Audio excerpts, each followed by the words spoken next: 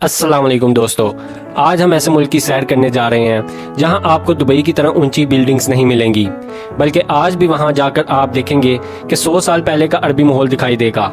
इस मुल्क में आज 2024 में भी ऊंची इमारतें नजर नहीं आएंगी। इस मुल्क में आपको हिस्ट्री और आसार कदीमा नजर आएंगे। दुनिया का सबसे बड़ा जादूगर इसी मुल्क में था और इसका नाम क्या था? दुनिया में सबसे पहले बनाई जाने वाली झूठी जन्नत क्या इसी मुल्क में थी और किस बादशाह ने बनाई थी? वादी जिन क्या है? दुनिया की सबसे बड़ी सहाबा कराम की कब्र मुबारक भी इसी मुल्क में मौजूद है और इनका नाम क्या है? आज की इस वीडियो में बहुत सी दिलचस्प और हैरानकुन बातें और इन सब बातों के जवाब मिलेंगे। वीडियो को शुरू करने से पहले नए आने वाले दोस्तों से गुजारिश है कि चैनल को सब्सक्राइब कर लें और बेल बटन को जरूर दबा दें ताकि नए आने वाली वीडियोस आपको मिलती रहें। चले अब हम वीडियो का आगाज करते हैं। आज हम बात करने जा रहे हैं ओमान की। ओमान का ऑफिशियल नाम सल्तनत ऑफ ओमान है। ओमान का कुल रकबा 3,90,500 मुरबा किलोमीटर है। इसका ज्यादातर रकबा पहाड़ी और मैदानी इलाकों पर मुश्तमिल है। ओमान एक अरब मुल्क है। जैसे तमाम अरब ममालिक में बेशुमार गर्मी पड़ती है, इसी तरह ओमान में भी बेशुमार गर्मी पड़ती है। एक रिपोर्ट के मुताबिक गर्मी की शिद्दत से रोड पे लगे हुए साइन बोर्ड भी पिघल जाते हैं और यहाँ तक कि अगर आप गाड़ी के बोनट पर अंडा रखें तो वो भी फौरन पक जाता है। ओमान का सबसे बड़ा शहर और दारुल हुकूमत मस्कत है। अगर इसे एक तरह से सूबा भी कहा जाए तो गलत ना होगा। ओमान में सबसे ज्यादा आबादी भी मस्कत शहर में पाई जाती है। ओमान का दूसरा बड़ा शहर सलाला है जो दुनिया का कदीम तरीन शहरों में से शहर है। इस शहर में जाकर आपको कई हजार साल पहले का अरब याद आ जाएगा। ओमान की सबसे बड़ी यूनिवर्सिटी सुल्तान काबोस यूनिवर्सिटी है जो ओमान के शहर मस्कत में मौजूद है। इस यूनिवर्सिटी को 1986 में कायम किया गया। ओमान के लोग नहायत सादा हैं। इनका लिबास ओमानी कंदूरा और सर पर रंग बिरंगी टोपी या रंग बिरंगा साफा होता है। ओमानी लोग नहायत मेहमान नवाज होते हैं। आपको इंतहाई इज्जत और मोहब्बत से मिलते हैं। मेहमान नवाजी में खजूरें और ओमानी कहवा पेश करते हैं। खाने में मंदी या बिरयानी का इस्तेमाल किया जाता है। अगर आपका कभी ओमान जाना हो तो आप देखेंगे कि पूरे ओमान में आपको ऊंची बिल्डिंग्स नजर नहीं आएंगी। ओमान में बड़ी से बड़ी बिल्डिंग 12 फ्लोर तक है और ज्यादातर इमारतें 2 या 3 फ्लोर तक होती हैं और आमतौर पर इमारतों का रंग सफेद या डार्क ब्राउन होता है। अगर ओमान के बॉर्डर की बात की जाए तो ओमान के एक तरफ मुकम्मल तौर पर समुंदर लगता है और दूसरी जानिब सऊदी अरब, दुबई और यमन लगते हैं। ओमान की कौमी जुबान अरबी है और अरबी के बाद सबसे ज्यादा बोले जाने वाली जुबान उर्दू और हिंदी है। ओमान दुनिया के चंद ऐसे मुल्कों में आता है जहां पुरअमन जिंदगी गुजारी जाती है। आज सबसे ज्यादा विजिटर्स घूमने के लिए दुबई आते हैं, लेकिन एक ऐसा वक्त भी था जब विजिटर्स दुनिया में सबसे ज्यादा ओमान के लिए घूमने आते थे। लेकिन आज भी सबसे ज्यादा टूरिस्ट दुबई के बाद खलीजी रियासत ओमान में आते हैं। ओमान की सबसे ऊंची पहाड़ी जबल शम्स है जिसकी ऊंचाई 3030 मीटर है। मोजिज दोस्तों, क्या आपको मालूम है कि ओमान दुनिया का वाहिद मुल्क है जो लफ्ज ओ से शुरू होता है? और एक और हकीकत ये है कि ओमान से पाकिस्तान का फासला सिर्फ 55 मिनट है। समुंदर को क्रॉस करने के बाद पाकिस्तान के सबसे करीब तरीन मुल्क ओमान है। अगर आप मस्कत एयरपोर्ट से जहाज पर बैठें तो सिर्फ 55 मिनट में आप ग्वादर एयरपोर्ट पर लैंड कर जाएंगे। ओमान की करेंसी ओमानी रियाल है जो दुनिया की तीसरी सबसे मजबूत तरीन करेंसी है। एक ओमानी रियाल पाकिस्तानी 722 रुपए के बराबर है और इंडियन 218 रुपए के बराबर है। ओमान का एक कानून है, अगर आप वहां कोई बिजनेस चला रहे हैं तो सुल्तान की तस्वीर आपकी दुकान या ऑफिस पर लगानी पड़ेगी। अगर आप ऐसा नहीं करते तो गवर्नमेंट की तरफ से आपको हैवी जुर्माना किया जाता है।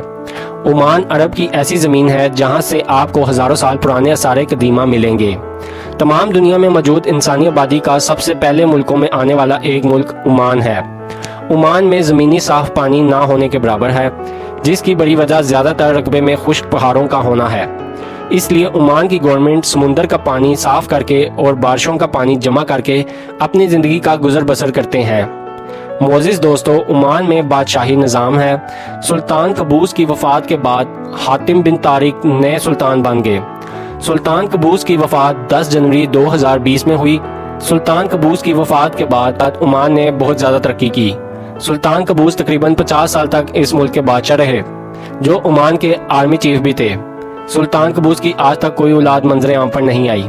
इनकी कई बीवियां अरबी और एक बीवी इंडियन भी थी, इसीलिए आज इंडियंस को ओमान में ज़्यादा अहमियत दी जाती है। عمان کے لوگ نہایت دیسی ہیں، زیادہ تر لوگ کچی آبادیوں میں رہنا پسند کرتے ہیں۔ عمان میں آپ کو دور دور تک سبزہ نظر نہیں آئے گا، البتہ سڑکوں کے سائیڈوں پر کھجوروں کے درخت اور ہاتھ سے لگایا ہوا کچھ سبزہ ضرور نظر آئے گا۔ عمان میں آپ کو حضرت معظم بن عزوبہ رضی اللہ عنہ کا مزار مبارک بھی ملے گا۔ معزز دوستو، آپ کو بتاتا چلوں، دنیا کا سب سے بڑا جادوگر سامری جادوگر بھی عمان میں ہی موجود تھا۔ عمان کے شہر سلالہ میں آج بھی اس کا محل موجود ہے جو سامری محل کے نام سے مشہور ہے۔ اس محل میں جانے کی کسی کو اجازت نہیں۔ عمان کی عورتیں آج بھی لمبے عبائے پہنتی ہیں جن سے ان کے قدموں کے نشان مٹتے رہتے ہیں۔ ان کا کہنا ہے کہ سامری جادوگر عورتوں کے پاؤں سے ان کی مٹی اٹھاتا تھا اور ان پر جادو کرتا تھا، اور اس جادو سے یہ عورتیں اس کے قابو میں آ جاتی تھیں۔ اس لیے یہاں کی عورتیں آج بھی اس رسم کو جاری رکھے ہوئے ہیں۔ اسی وجہ سے آج بھی عمان کی عورتیں عبائے کو پیچھے سے لمبا رکھواتی ہیں جن سے ان کے پیچھے قدموں کے نشانات مٹتے رہتے ہیں۔ پورے عمان میں آپ کو ٹرانسپورٹ ایک وسیع نظام ملے گا۔ بہترین ٹیکسی، بہترین بس سسٹم آپ کو پورے عمان میں ملے گا۔ عمان میں میٹرو، بس یا ٹرین کا سسٹم موجود نہیں ہے۔ عمان میں سب سے زیادہ کھیلے جانے والا کھیل اونٹوں اور گھوڑوں کی ریس ہے۔ ایک رپورٹ کے مطابق عمان دنیا میں سب سے بہترین گھوڑوں کی نسل کو بھی ایکسپورٹ کرتا ہے۔ یہاں کے گھوڑے پوری دنیا میں مانے جاتے ہیں۔ عمان کی 90% آبادی مسلمان ہے، باقی 10% دوسرے مذہب سے تعلق رکھتے ہیں۔ ویسے تو عمان کا موسم سارا سال گرم اور خشک رہتا ہے، لیکن مونسون میں سلالہ کا موسم بہت اچھا ہو جاتا ہے اور ہر طرف سبزہ ہو جاتا ہے۔ معزز دوستو، قوم عاد بھی عمان کے شہر سلالہ میں آباد تھی، جس کے آثار آج بھی سلالہ میں موجود ہیں۔ اس کے علاوہ شداد بادشاہ کی جنت بھی سلالہ میں موجود ہے، جس کے آثار آج بھی سلالہ میں موجود ہیں۔ سلالہ ایک انتہائی پرانا شہر ہے۔ سامری جادوگر کا محل بھی سلالہ میں موجود ہے۔ وہاں آپ کو جانے کی تو اجازت نہیں، لیکن آپ دور سے دیکھ سکتے ہیں اور تصویریں بھی بنا سکتے ہیں۔ اس کے علاوہ حضرت اویس کرنی رضی اللہ عنہ کا مزار مبارک بھی سلالہ میں موجود ہے۔ سلالہ میں حضرت عمران علیہ السلام کی قبر مبارک بھی موجود ہے۔ اس کے علاوہ حضرت ایوب علیہ السلام کا مزار اور چشمہ جہاں سے ان کو شفا ملی تھی وہ بھی سلالہ میں موجود ہے۔ سلالہ میں وادی جن بھی موجود ہے، جہاں آپ بند گاڑی کھڑی کر دیں تو وہ خود بخود چلنے لگ جاتی ہے۔